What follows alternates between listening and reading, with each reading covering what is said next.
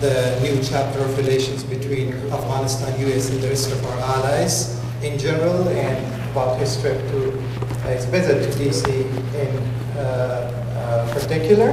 And I call upon the President to start. And because the President has another engagement right after this, we'll only be able to take 3 to 4 questions after his brief. Thank you.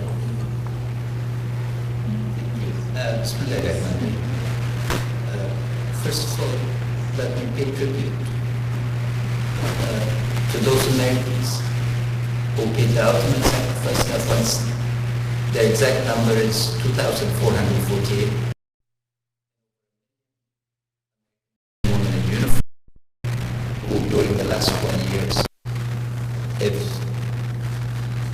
served to protect your security and our freedom. This has been a major partnership where the United States is not spared anything in blood or pressure.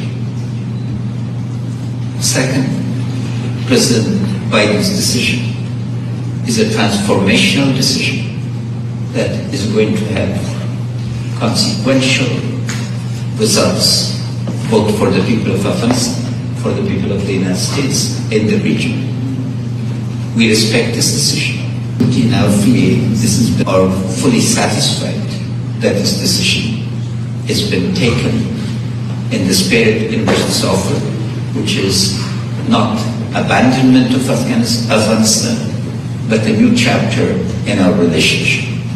This chapter is taking very concrete shape, and the discussions we've had have been very productive and should assure the people of Afghanistan and signal to those in the region who are hedging or betting that they should bet on the Islamic Republic, not on other forces. In terms of the internal processes, I'm very pleased to share that today the Afghan Defense and Security Forces have taken back a number of districts, both in the south and in the north, and are opening back the road between Pulkhumri and the Sanak Tunnel. For those of you who are prepared with details, the Afghan Defense and Security Forces have prioritized their actions and are fully prepared for the job that the Constitution of Afghanistan and the people of Afghanistan expect from them. Politically, I can assure you that we are united. In terms of analogies, this is like 1861 in the United States, when the then young Republic of the United States was under attack, and unity, determination, and ensuring that an exclusionary agenda was not allowed to prevail is the type of moment for us. The support for the Republic is intense, immense, and across the board. And I'd like to pay tribute to our all-volunteer security forces. You know, there's not a single conscript, soldier, policeman or woman, or a member of the National Defense group, Directorate of National Security. Well, it's a sign of patriotism that recruitment is up. There have been reverses. We acknowledge this, but the key now is stabilization and ensuring that the defense of the Republic is an all-sided. The Taliban and their backers should know that force is not the way to compel an Afghan to submission.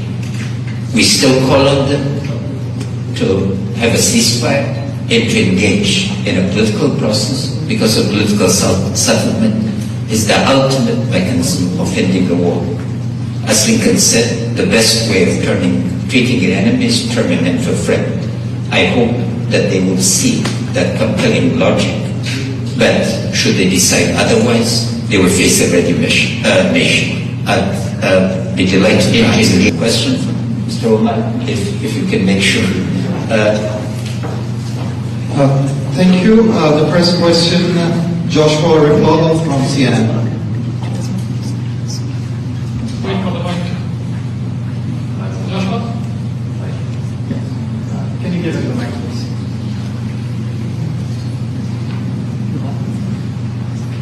Okay.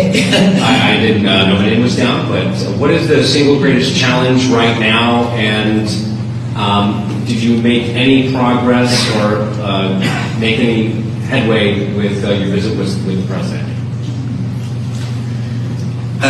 Second question first. Yes, the president clearly articulated that the U.S. Embassy in Afghanistan will continue its functioning.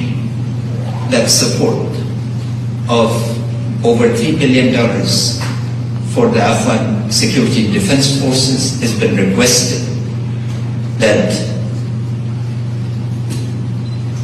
the program of record in terms of delivery of certain material like helicopters will proceed on accelerated schedule in related aspects. He's also clear that NATO and European allies that want to work and support the Afghan security and defense forces will be encouraged to do so. On the humanitarian front, first, the president will ensure that the vaccine is delivered to the people of Afghanistan, and humanitarian assistance of $250,000 has been requested. Also, additional resources for the support of the economy. The agenda of support for women and girls is particularly high. I'm equally very pleased with the support that the Congress has shown, both the Senate and the House. We had the honor of meeting majority and minority leaders in the Senate in a bipartisan group, and Speaker Pelosi and Leader McCarthy. Both houses have expressed support. Our challenges are logistical. There are process-related issues, support for the Air Force, and continuation of the operation maintenance, and delivery of some of the material and others. We are very satisfied that the issues that we had raised once Secretary Blinken and Director Burns came to Afghanistan have been dealt with, and we expect progress rapidly and comprehensively. مننه شایسته سادات لامید افریقا فرقه شایسته جان د ټولو په نمائندګۍ نام خدا تاسو لاس نفر راغلي د ټولو په نمائندګۍ Thank you very much, Mr. President. It's great to see you. Yesterday, you met with U.S. Senate Republican leader Mitch McConnell, and he hopes that President Biden will delay the withdrawal of U.S. troops from Afghanistan.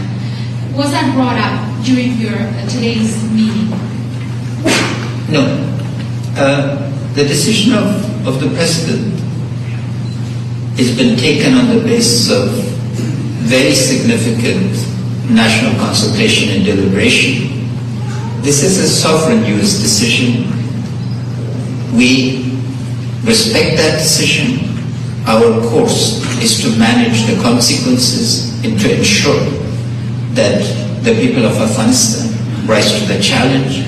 What we needed in terms of assurance regarding support, both for the legitimate government of the Islamic Republic of Afghanistan and the people of Afghanistan, and particularly in this moment when we are facing both COVID and a drought, for the most vulnerable categories on the one side, and then the majority, the women of Afghanistan are majorities by several counts, numerically, because also they are part of the youth, and because they have undergone some of the greatest transformation during the last 20 years, and because the Constitution of Afghanistan, especially Chapter 2 on the fundamental rights, insists upon.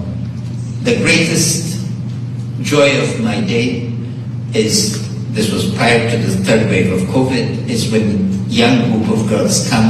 These are girls between 8 and 12 usually, and when I ask how many of you want to become president, ends of 90% go up. That's the view of Afghanistan. And we want to make sure that this Afghanistan perseveres, expands, and can ensure its not only survival, but it thrives. Thank you so much. Thank you, Marcel. Thank you. Eric Tucker from AP. Yes, thank you so much. Follow my please. Thank you, Mr. President. I was wondering if the abduction of Mark Frericks came up in your conversation with President Biden, and if so, what did it did not? It did not. It was not discussed today. Are you able to say what commitment Afghanistan can make to help secure his release?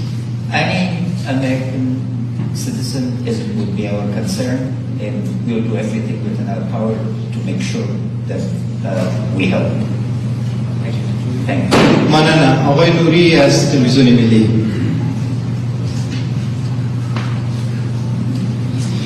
ډېر مننه رئیس صاحب، تاسې د لوی داستان د امریکا دفاع وزیر سره ولیدل.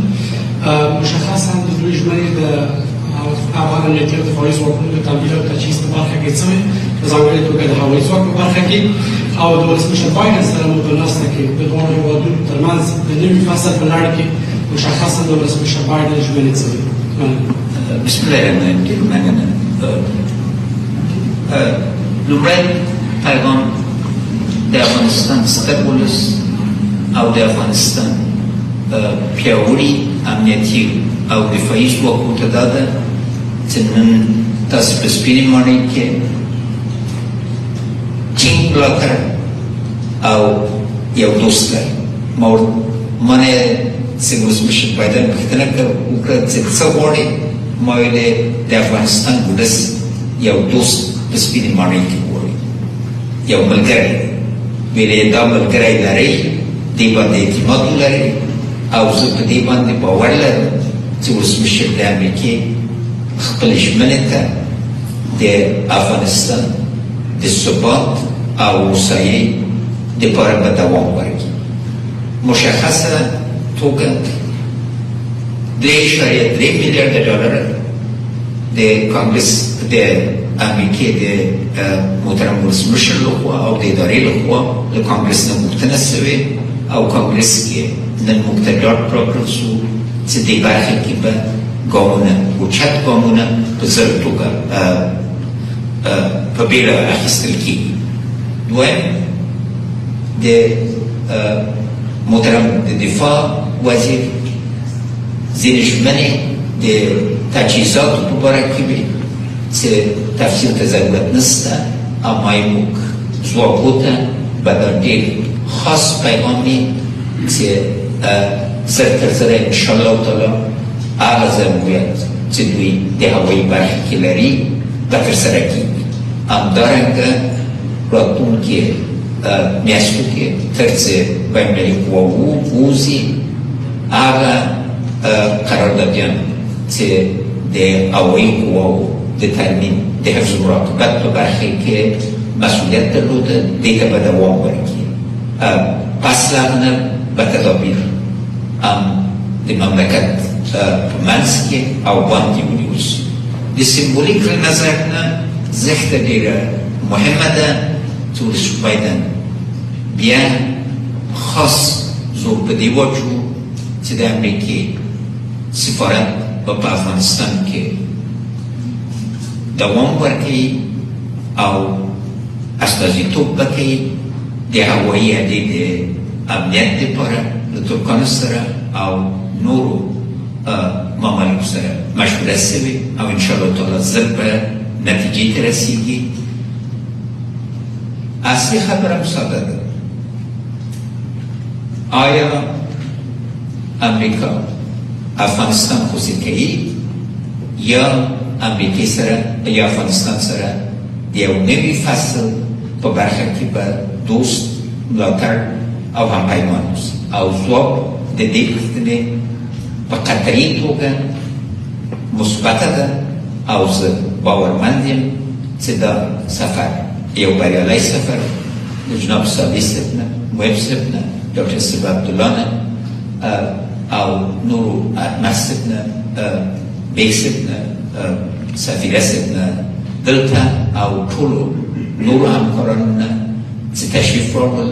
ډاکټر صاحب سرابي په جلسه کې وه، د افغانستان د ښځو په استازیتوب مننه او ولس د افغانستان ته بیرته په اطمینان او ډاډ شو چې او زه غواړم دې برخه کې بیا هم زموږ له امنیتي او دفاعي قواو نه خاصا مننه وکړم چې په هغو اقداماتو یې چې دې دوه ورځو کې خاصتا نن وکړل، بیا زموږ ویاړ، افتخار او عزت او اراده ټوله نړۍ ته څرګنده کړه. مننه.